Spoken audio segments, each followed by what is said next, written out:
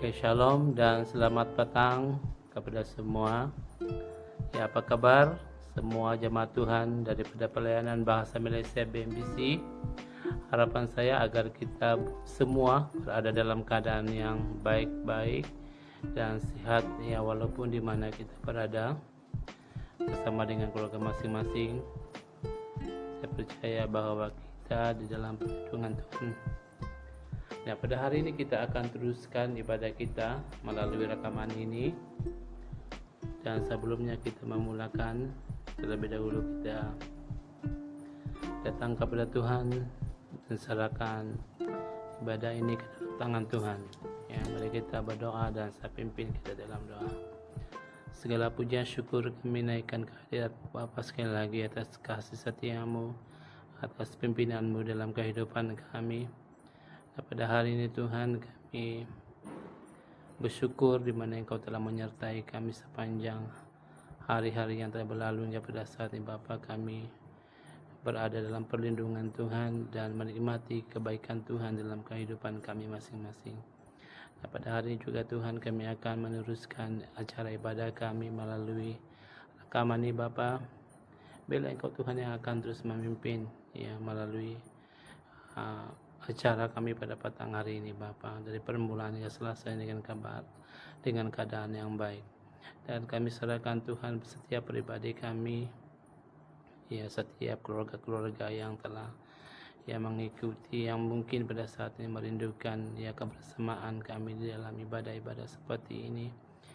Namun kami bersyukur Tuhan di mana Engkau telah menyertai setiap hati kami.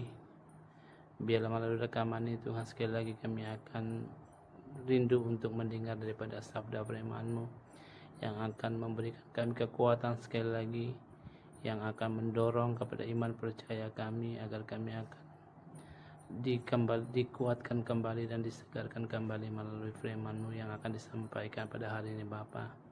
Berkati semuanya Tuhan, berkati setiap anak-anak-Mu, bahkan juga hamba-Mu yang akan menyampaikan firman-Mu pada petang hari ini. Biarlah kami akan terus fokus kepada firman-Mu, biarlah kami akan terus belajar untuk mendengar daripada sabda firman-Mu pada petang hari Bapa. Terima kasih Tuhan, terima kasih Yesus. Kami serahkan ibadah ini hanya dalam nama Tuhan Yesus Kristus. Kami telah berdoa dan mengucap syukur semuanya. Amin. Ya, kita akan terus mendengar pengumuman yang akan disampaikan oleh Penatua Stanley ya. Pengumuman daripada pelayanan kita Bahasa Malaysia, berita-berita yang penting yang harus disampaikan kepada jemaat Tuhan. Ya, oleh itu saya mempersilakan Penatua Stanley untuk menyampaikan pengumuman ya pada hari ini sekali lagi. Dan selamat hari Minggu. Saya ingin ucapkan kepada kita semua yang sedang melihat dan menonton rekaman saya dalam info pengumuman pada kali ini.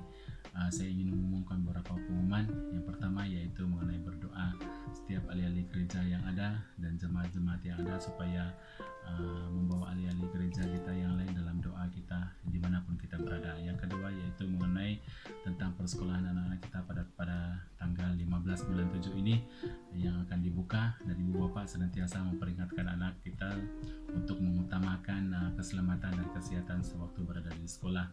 Dan yang ketiga yaitu mengenai pembacaan ayat, yaitu jemaat bersedia terlibat apabila diminta membaca pembacaan ayat melalui rekaman. Ini adalah permintaan Bapak kepada kita ahli jemaat yang lain. Dan yang terakhir yaitu mengenai persembahan dan persepuluhan yang kita simpan selama ini akan disimpan di tempat kita masing-masing, dan selesainya PKP ini kita kembalikan kepada gereja kita sedia kala. Sekian pengumuman saya pada kali ini.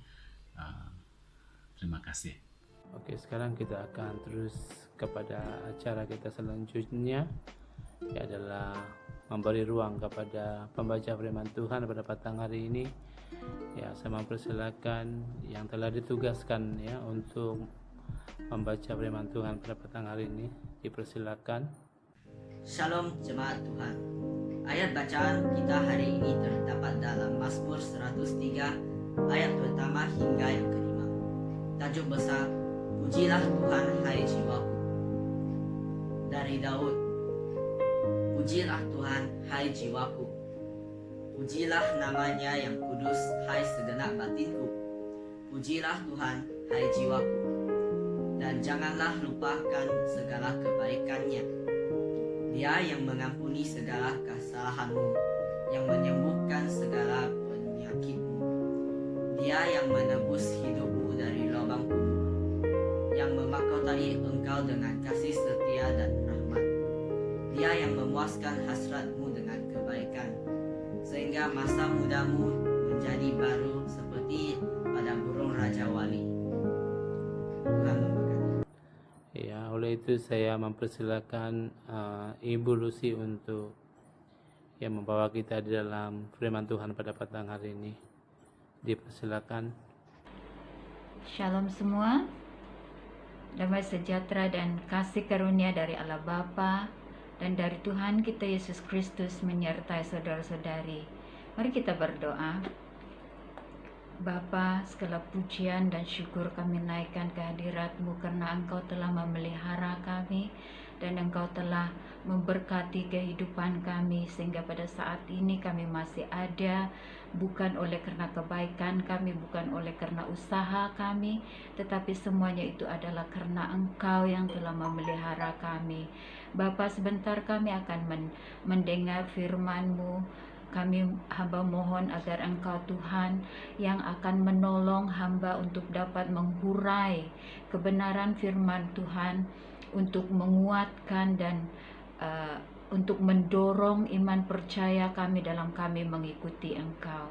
Terima kasih Bapa, karena Engkau adalah Allah yang sungguh baik dalam kehidupan kami. Untuk kemuliaan dan kebesaran nama-Mu kami telah berdoa.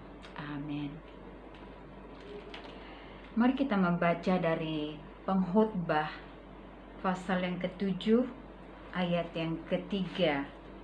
Dan kemudian kita akan membaca dari Mazmur 119 ayat yang ke-66 hingga kepada ayat yang ke-72. Pertama kita membaca Pengkhotbah 7 ayat yang ke-3 yang berbunyi demikian. Bersedih lebih baik daripada tertawa, karena muka muram membuat hati lega. Mari membaca dari Mazmur 119 ayat yang ke-66 hingga pada ayat yang ke-72. 66 mengatakan, Engkau baik dan berbuat baik, ajarkanlah ketetapan-ketetapan-Mu kepadaku. Orang yang kurang ajar menodai aku dengan dosa, tetapi aku dengan segenap hati, aku memegang titah-titah-Mu. Hati mereka tebal seperti lemak, tetapi aku, Taurat-Mu ialah kesukaanku. Bahwa aku tertindas itu baik bagiku, supaya aku belajar ketetapan-ketetapan-Mu. Taurat yang Kau sampaikan adalah baik bagiku, lebih daripada ribuan keping emas dan perak. Membaca ayat-ayat seperti Pengkhotbah 7 ayat yang ke-3 ini, kita pasti akan merasa heran, kita akan merasa kaget. Karena ayat ini berbunyi sangat bertentangan dengan naluri kita. Ia adalah satu ayat yang tidak sejajar dengan akal pikiran kita. Dan ia adalah satu ayat yang seolah-olah satu kebodohan. Namun ayat ini ditulis oleh seorang yang dikenal sebagai seorang yang sangat berhikmat, yaitu Raja Salomo. Dan nasihat yang diberinya di dalam Pengkhotbah 7 ayat yang ke-3 ini disuling dari pengalaman hidupnya dan dihasilkan dalam hikmat yang dia pelajari daripada Tuhan melalui pengalaman-pengalaman hidupnya. Saudara-saudari yang saya kasihi, kalau ditanya apa yang telah saya pelajari sepanjang musim pandemik wabak COVID-19 ini, bagi saya salah satu daripadanya adalah kebenaran yang tersirat di dalam Pengkhotbah 7 ayat yang ke-3 ini. Membaca ayat ini mungkin kita bertanya, bagaimana mungkin kesedihan itu lebih baik daripada tawaria? Bagaimana mungkin duka cita dan kemuraman itu boleh lebih baik daripada keriangan dan kegembiraan? Naluri kita lebih condong kepada apa yang membahagiakan ataupun apa yang membuat kita ketawa.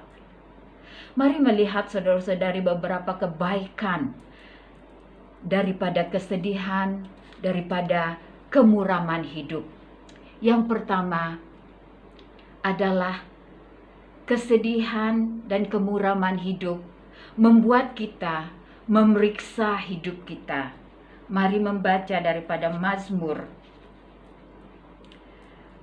Mazmur 139 ayat yang ke-23 dan 24 yang berbunyi demikian. Selidikilah aku ya Allah dan kenallah hatiku, ujilah aku dan kenallah pikiran-pikiranku. Lihatlah apakah jalanku serong dan tuntunlah aku di jalan yang kekal. Wabak COVID-19 ini saudara-saudari menggesa kita untuk selalu melakukan pemeriksaan suhu badan. Kerap mensanitasikan tangan kita, memakai topeng ataupun memakai pelindung muka, kerap menyucikan tangan kita. Dalam keadaan sukar, dalam keadaan pergumulan, dalam keadaan yang mendatangkan kesedihan, kita dapat belajar untuk memeriksa hidup kita. Sokrat, ahli falsafah Yunani mengatakan demikian. Kehidupan yang tidak teruji, yang tidak diperiksa, tidak mendatangkan faedah.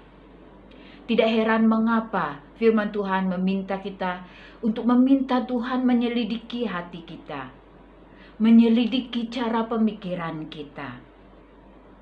Karena kalau kita tidak menyelidiki, memeriksanya, ia adalah bagaikan kehidupan yang tidak bernilai. Hal-hal yang mendatangkan kemuraman ataupun kesedihan membuat kita berpikir tentang hidup dengan cara yang lebih mendalam daripada masa-masa gembira kita, daripada masa-masa yang penuh tawaria. Dan dalam kita berpikir ini, kita akan belajar dan melihat dengan lebih mendalam. Apakah hidup kita itu berkenan kepada Tuhan ataupun tidak? Apakah rohani kita itu sehat ataupun tidak? Kalau ianya tidak sehat, saudara-saudari, disinilah kita perlu datang kepada Tuhan, minta Dia untuk menolong kita. Hal yang kedua, kebaikan daripada kesedihan adalah ia mendorong kita untuk menyusun kembali keutamaan hidup kita. Tadi kita membaca daripada Mazmur 119 ayat yang ke-71.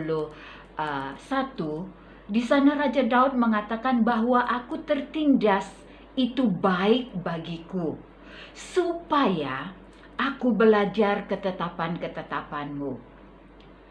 Dalam ayat yang ke-67, dia menjelaskan, sebelum aku tertindas, aku menyimpang, tetapi sekarang aku berpegang pada janjimu. Saudara-saudari yang saya kasihi, kesedihan, kesukaran hidup membuat kita mencari dan belajar tentang kehendak Tuhan yang dinyatakan di dalam firman-Nya, di dalam Alkitab. Kesukaran yang membuat kita sedih, memaksa kita untuk berpaling kepada Tuhan dan kepada ketetapan-ketetapannya dan mencari makna kehidupan seperti yang direncana oleh Sang Pencipta. Keadaan yang menyedihkan membuat kita berpaling kepada perintah-perintah Tuhan dan menemukan kehidupan yang sejati dan kehidupan yang diberkati. Dalam kesedihan kita berpaling kepada firman Tuhan dan menemukan hikmat dan janji yang menghiburkan dan yang memulihkan. Seperti Raja Daud, kita lebih cepat belajar ketetapan-ketetapan Tuhan itu apabila kita ditindas oleh kesedihan daripada waktu kita ketawa gembira.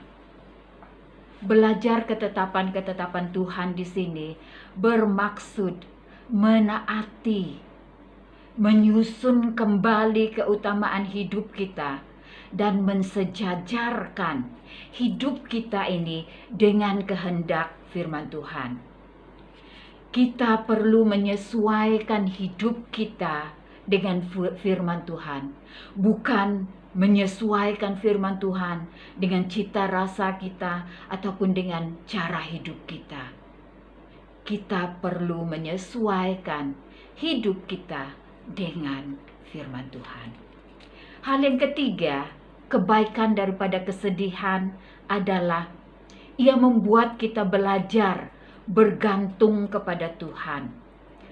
2 Korintus pasal yang ke-12 ayat yang ke-10b mengatakan, sebab jika aku lemah, maka aku kuat.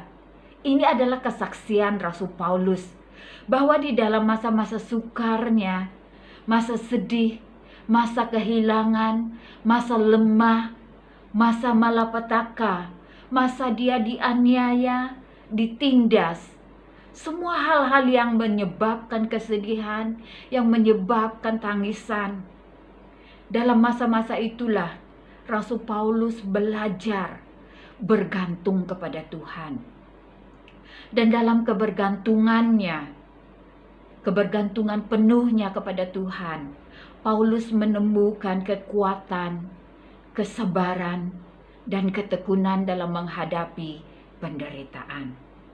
Tidak heran juga kalau kita melihat apa yang Yakobus nasihatkan, di mana dia mengatakan kita perlu menganggap sebagai suatu kebahagiaan apabila kita diperhadapkan dengan keadaan-keadaan yang mendatangkan kesedihan. Sebab keadaan-keadaan itu menyebabkan ataupun menghasilkan ketekunan di dalam hidup kita. Itu kita boleh baca daripada Yakobus pasal yang pertama, ayat yang kedua dan yang ketiga. Selain daripada menghasilkan ketekunan, keadaan yang mendatangkan kesedihan, juga boleh menyatakan kedalaman komitmen kita, kesetiaan kita, kebergantungan kita kepada Tuhan. Dalam kemuraman keadaan, pilihan ada di hadapan kita, saudara-saudari. Apakah kita ingin tetap hidup dalam kekesalan yang berkepanjangan? Atau apakah kita ingin berusaha dengan kekuatan upaya kita sendiri? Atau apakah kita memilih untuk bergantung penuh kepada Tuhan dan berpegang teguh pada janji-janjinya dan yakin percaya kepada Tuhan untuk menguatkan kita dan memampukan kita di dalam menjalani kehidupan? Kebaikan keempat yang dihasilkan oleh kesedihan adalah ia menghasilkan ataupun ia membentuk sikap hati kita. Roma pasal yang kelima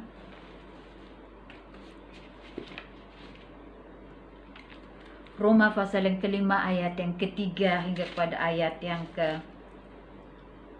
Roma 5 ayat yang ketiga hingga kepada ayat yang ke-15. Ayat yang kelima mengatakan, dan bukan hanya itu saja, kita malah bermegah juga dalam kesengsaraan kita, kerana kita tahu bahwa kesengsaraan itu menimbulkan ketekunan, dan ketekunan menimbulkan tahan uji, dan tahan uji menimbulkan pengharapan, dan pengharapan tidak mengecewakan, kerana kasih Allah telah dicurahkan di dalam hati kita oleh Roh Kudus yang telah dikaruniakan kepada kita.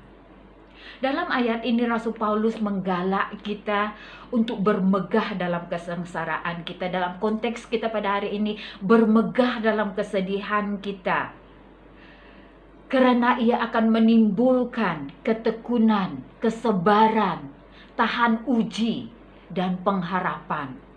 Ini berbicara tentang pembentukan sikap, saudara-saudari. Dalam penderitaan kita, kesedihan kita, keadaan-keadaan itu benar-benar, dalam keadaan-keadaan itulah kita benar-benar dapat mengalami kuasa, kasih, dan pemeliharaan Tuhan. Dan dalam pengalaman ini, ia memiliki kesan yang sangat-sangat mendatangkan kebaikan, sangat bermanfaat bagi kita. Keadaan-keadaan yang mendatangkan kesedihan ini dapat membangun kita, membentuk sikap kita untuk menjadi semakin serupa dengan Yesus Kristus dalam sikap kita. Keadaan sedih membuat kita ataupun mendorong kita untuk berharap kepada Tuhan. Sesuatu yang tidak dapat kita pelajari pada masa-masa kita gembira, pada masa-masa kita penuh dengan tawaria. Saudara-saudari, keadaan sedih membentuk sikap hati kita.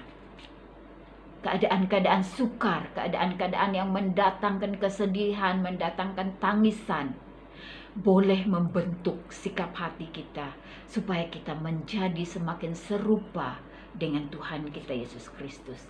Hal yang kelima yang membuat kesedihan itu lebih baik daripada tawaria adalah kita akan menjadi lebih empati dan dapat menghibur orang lain. Mari membaca daripada 2 Korintus pasal yang pertama, 2 Korintus pasal yang pertama ayat yang ketiga hingga kepada ayat yang ke-7 yang berbunyi demikian. Terpujilah Allah Bapa Tuhan kita Yesus Kristus, Bapa yang penuh belas kasihan, Allah sumber segala penghiburan, yang menghibur kami dalam segala penderitaan kami, sehingga kami sanggup menghibur mereka yang berada dalam bermacam-macam penderitaan dengan penghiburan yang kami terima sendiri dari Allah. Sebab sama seperti kami mendapat bagian berlimpah-limpah dalam kesengsaraan Kristus, demikian pula oleh Kristus kami menerima penghiburan berlimpah-limpah. Jika kami menderita, hal itu menjadi penghiburan dan keselamatan kamu. Jika kami dihibur, maka hal itu adalah penghiburan kamu, sehingga kamu beroleh kekuatan untuk dengan sabar menderita kesengsaraan yang sama seperti yang kami derita juga. Dan pengharapan kami akan kamu adalah teguh, karena kami tahu bahwa sama seperti kamu turut mengambil bahagian dalam kesengsaraan kami, kamu juga turut mengambil bahagian dalam penghiburan kami. Saudara-saudari, ada orang yang dengan mudah dapat empati terhadap orang lain. Namun ada orang yang harus belajar untuk menghibur orang lain. Kata orang itu, pengalaman boleh menjadi guru yang sangat baik. Dalam 2 Korintus pasal yang pertama ayat yang ketiga hingga pada ayat yang ke-7 ini, Paulus mengatakan,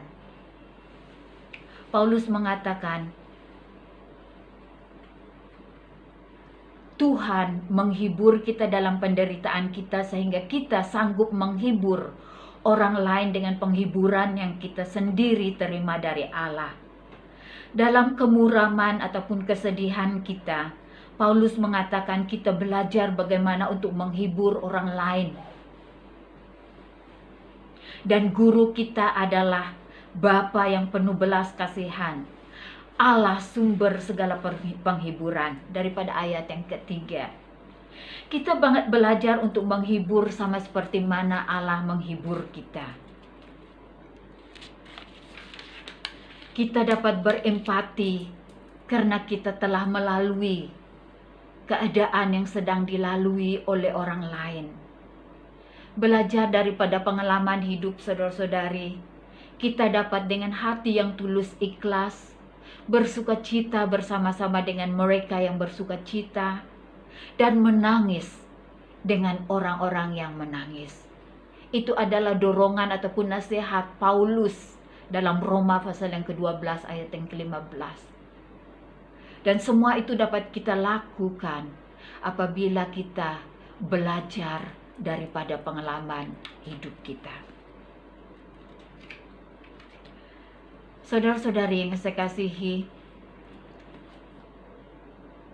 ini adalah beberapa cara bagaimana kesedihan lebih baik daripada tawaria. Saudara-saudari, yang saya kasihi, saya tidak bermaksud kita harus mencari hal-hal yang menyedihkan atau harus bermuram muka setiap masa.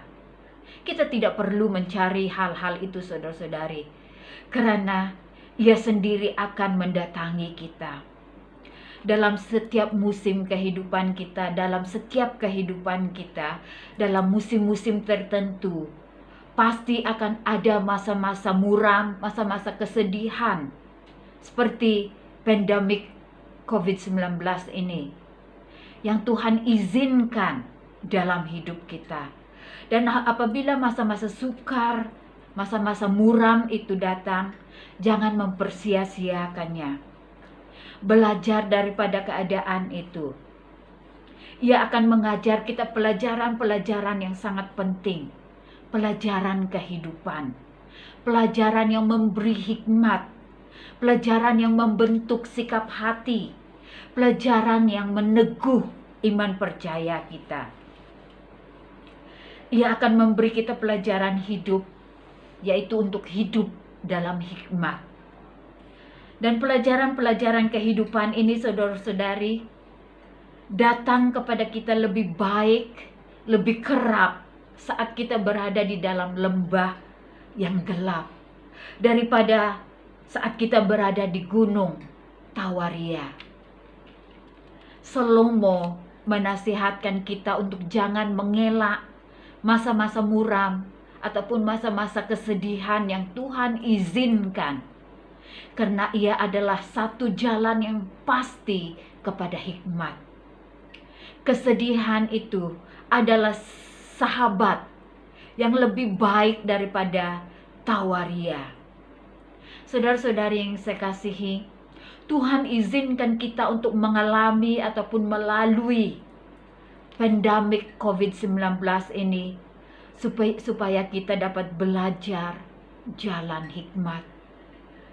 Maka itu, saudara-saudari, saya harap, saya doakan bahwa di musim pandemik COVID-19 ini tidak kita sia-siakan, tetapi mari kita belajar hikmat daripada kesedihan ini. Hikmat yang akan menuntun kita dalam kehidupan kita di masa yang akan datang.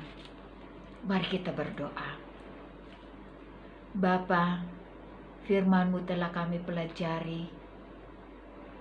Kami berdoa Bapa agar Engkau Tuhan yang akan menolong kami untuk tidak mempersia-siakan musim kesedihan ini, musim sukar ini, musim kemuraman ini.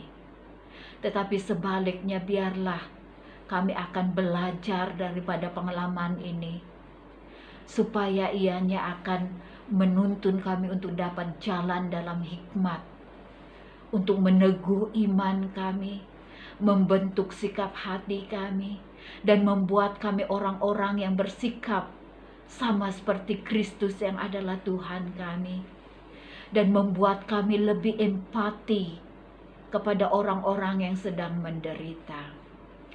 Ampuni kami kalau selama ini Bapa, kami mempersia-siakan musim-musim yang Engkau izinkan di dalam kehidupan kami.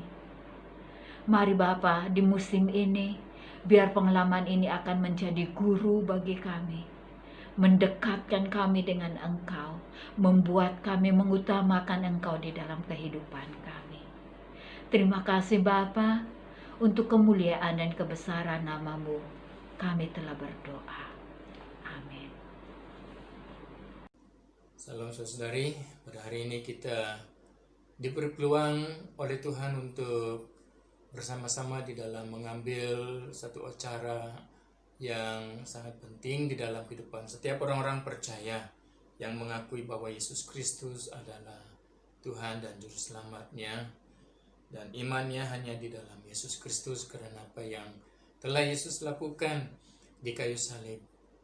Pengorbanannya telah memberi seluruh tubuhnya sebagai korban untuk penghapus dosa kita, untuk pengampunan kita melalui darahnya yang menyucikan dan mampu menguduskan kehidupan kita sekali untuk selama-lamanya.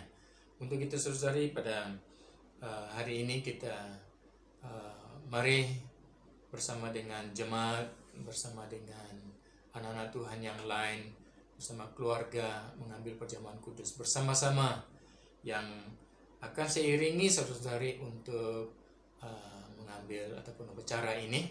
Baik, sebelum itu saya ingin membaca daripada 1 Korintus pasal yang ke-11 ayat 23 hingga 26, di mana Paulus memperingatkan umat Tuhan apa yang telah Yesus lakukan sebelumnya menyerahkan tubuhnya untuk disalibkan.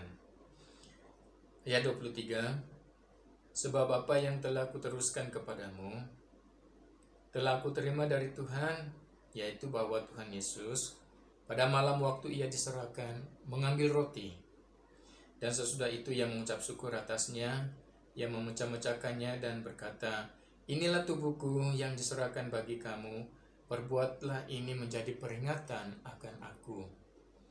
Demikian juga ia mengambil cawan sesudah makan, lalu berkata, cawan ini adalah perjanjian baru yang dimeteraikan oleh darahku. Perbuatlah ini setiap kali kamu meminumnya, menjadi peringatan akan aku. Sebab setiap kali kamu makan roti ini dan minum cawan ini, kamu memberitakan kematian Tuhan sampai ia datang. Nah, Paulus mengatakan bahwa setiap kali kita mengambil perjamuan kudus, roti dan cawan ini, kita memperingatkan diri kita yang akan kasih Tuhan, yang dikasihi Tuhan.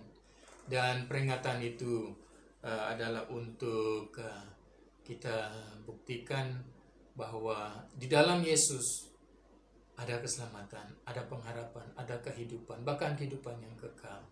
Dan Paulus menggalak kita untuk lakukan ini, bahkan sampai Tuhan datang.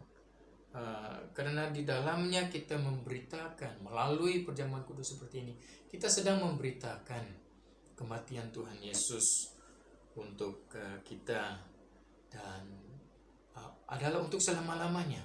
Paulus katakan sampai ia datang. Baik saudari, saya berharap saudari sudah bersedia dengan bahan yang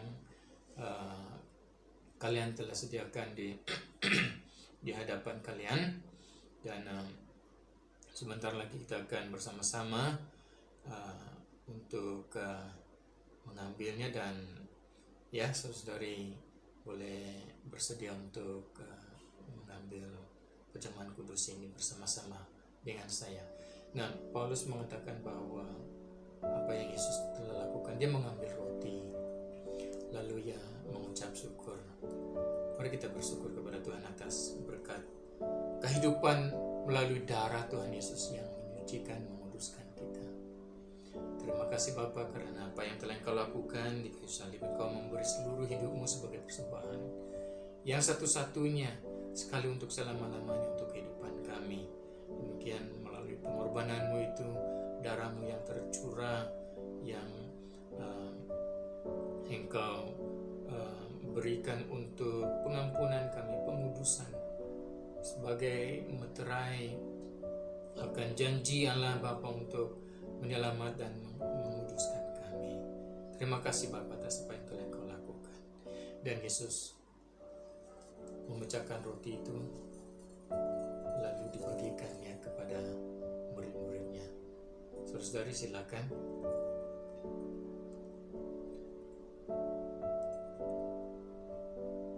Kalau saudari sudah sedia untuk siap untuk mengedarkan kepada teman-teman, kepada keluarga, mari kita makan bersama-sama.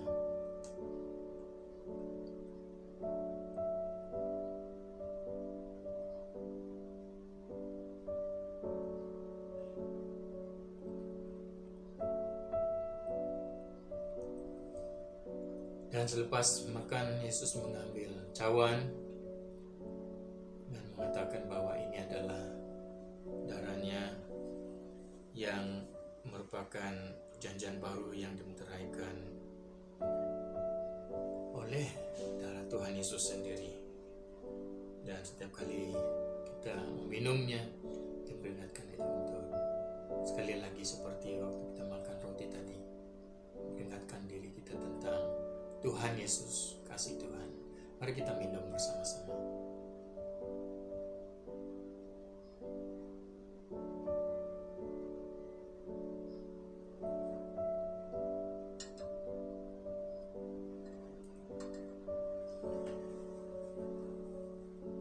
Saya berharap saudari sudah edarkan dan telah pun mengambil siap untuk perjamuan kudus ini. Ya, mari kita berdoa kepada Tuhan sekali lagi, minta Tuhan untuk menyertai kehidupan kita, dan kita bersyukur karena hari ini kita diberi peluang, kesempatan untuk memperingatkan diri kita tentang siapa Allah kita dan apa yang telah Dia lakukan, pengorbanan yang telah Dia lakukan buat kita semua. Mari kita berdoa. Bapa, terima kasih karena apa yang telah Engkau lakukan buat umat-Mu, buat anak-anak-Mu. Biarlah hari ini kami terus diperingatkan tentang kehidupan kami adalah di dalam tangan-Mu. Oleh karena itu, apapun yang terjadi, yang kami hadapi dalam hidup ini, kami tidak sendirian. Sebab hidup umat-Mu ini berada di dalam tangan-Mu, maka Engkau ada bersama setiap anak-anak-Mu. Melalui pengorbanan-Mu di kayu salib, penyerahan tubuh dan darah yang dicurahkan, membuktikan kehidupan di dalam Engkau ada kemenangan, ada kehidupan, ada kebangkitan, sama seperti apa yang telah terjadi kepadamu. Engkau mati, tapi Engkau bangkit kembali dan hidup untuk selama-lamanya. Dan Engkau berjanji bahwa setiap orang yang percaya kepadamu turut hidup seperti Tuhan dalam kekekalan. Terima kasih Bapa. Ini semua adalah karena pengorbanan-Mu yang membuktikan kasih-Mu, janji-Mu untuk setiap umat-Mu yang percaya kepadamu. Berkati anak-anak-Mu, baik Bapa sekeluar anak-anak-Mu dari meja pertemuan untuk perjamuan kudus ini, kemana anak-anak-Mu baik sepanjang hari ini, baik sepanjang minggu akan datang. Tuhan, biarlah penyertaan-Mu menyertai seluruh umat-Mu yang turut bekerja, yang mulai untuk kesibukan buat anak-anak yang ke sekolah, para ibu-ibu yang tinggal di rumah untuk urusan keluarga, dan semua keadaan kami sepanjang minggu yang akan datang. Bapa, mari Engkau turut hadir bersama di dalam kehidupan anak-anak-Mu. Lindungi kami daripada sakit penyakit, daripada hal-hal dunia ini, dari bahaya. Bahkan Tuhan, jika ada di antara anak-anak-Mu yang kurang sehat, beri kesembuhan buat mereka pada hari ini juga dan sepanjang minggu ini. Terima kasih Bapa, Engkau berkati anak-anak-Mu. Terima kasih Tuhan atas penyertaan-Mu. Mari kita mengangkat tangan kita untuk menerima doa berkat ini. Tuhan memberkati engkau dan melindungi engkau. Tuhan menyinari engkau dengan wajah-Nya dan memberi kasih karunia. Tuhan menghadapkan wajah-Nya kepadamu dan memberi engkau damai sejahtera. Kasih Allah Bapa dan kasih anugerah Yesus Kristus dan persekutuan Roh Kudus menyertai engkau sekarang dan untuk selama-lamanya. Anak Tuhan yang percaya katakan, amin.